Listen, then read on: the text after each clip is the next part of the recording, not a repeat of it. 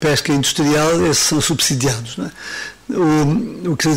Só um exemplo, quer dizer, o pescador à linha, que faz as suas armações de linhas e que ainda leva a que o porto de Peniche e o porto de Sines são os maiores portos de produção de pesca em Portugal, têm toda a espécie de dificuldades, enfim, e não são devidamente apreciados.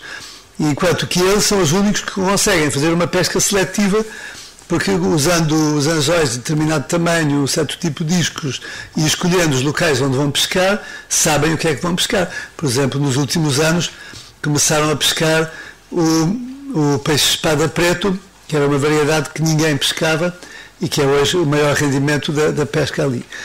A pesca industrial fazem com arrastões, pescam tudo o que vem à rede e depois deitam fora o peixe que não estão autorizados ou que podiam ser multados, deitam fora, mas já os mataram em todo o caso, não é? Portanto não serve para nada. No campo do ambiente e na terra, que envolve questões como a agricultura, que envolve questões de desenvolvimento, questões de planificação urbana e rural, etc., e de planificação do território, aparentemente a nossa situação no Parlamento Europeu também é bastante fraca. Não sei, não posso dizer agora se há eurodeputados portugueses que estão ligados ao setor, mas desconfio.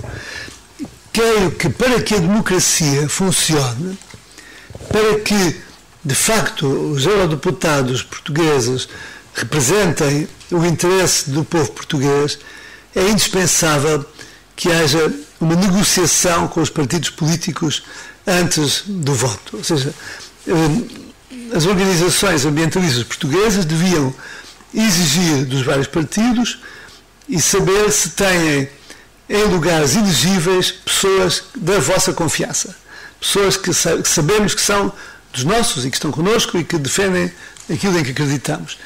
E essas listas que têm essa posição, pois deviam ser anunciadas como sendo listas em que um ambientalista pode votar. Creio que isso é o mínimo que se pode fazer. Depois, também pode-se discutir se, mas creio que também era uma solução, era o apoio mais ou menos oficial, mais ou menos discreto, mas um apoio eficiente, a organizações de caráter verdadeiramente ecológicas que apresentam listas para o Parlamento Europeu. E que, enfim, pois há algumas que já existem e poderão ainda haver outras candidaturas. Como sabem, neste momento surgiram várias listas para o Parlamento Europeu que não existiam, que não são partidos políticos, são grupos de cidadãos que, numa atitude de participação cívica, se juntaram para apresentar listas. Não é? E, na minha opinião, poderia talvez ser uma das melhores soluções haver uma lista verdadeiramente como há, enfim, ecológica e que tenha o nosso apoio. Mas, no caso disso ser considerado difícil ou impossível, pelo menos que se diga claramente quais são as listas nos quais há pessoas de inteira confiança nossa.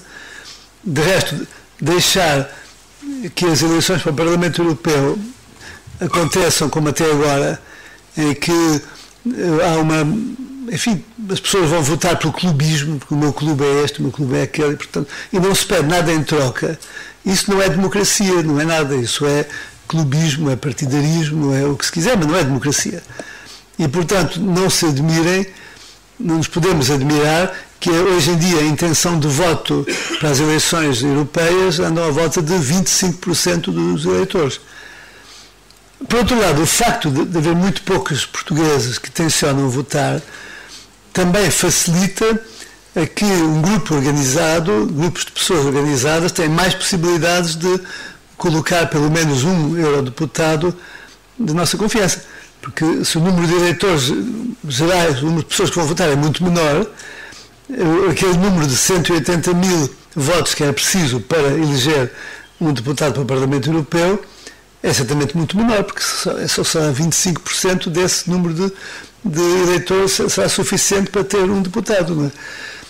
os partidos grandes também não se vão ficar incomodados porque haja um ou dois ou três deputados ambientalistas no grupo do Parlamento Europeu, porque não os prejudica minimamente, é uma percentagem que, além disso, não os prejudica por outra razão, porque são votos que vão tirar votos a todos os partidos ao mesmo tempo. Nenhum dos grandes partidos ficará particularmente prejudicado, visto que os eleitores que votam em candidatos ecológicos são eleitores que vêm de todos os setores políticos portugueses, não é? Portanto, eu acho que esse seria o tema de reflexão muito importante para Portugal agora, rapidamente, antes das eleições europeias, e que não podemos escamotear e temos que chegar a uma conclusão sobre que atitude é que o movimento ecológico em Portugal tem que tomar para as eleições para o Parlamento Europeu. Mais tarde poderá também haver este género de debate a seguir em relação às eleições nacionais, em que, de facto, nos vários distritos eleitorais que há em Portugal, justificar-se-ia que todos eles tivessem um bom deputado, um bom candidato também que defenda a boa causa. Agradeço muito a vossa presença e, sobretudo, ao Sr. Presidente, a vossa magnífica hospitalidade e o bom exemplo que tem dado ao país. Muito obrigado.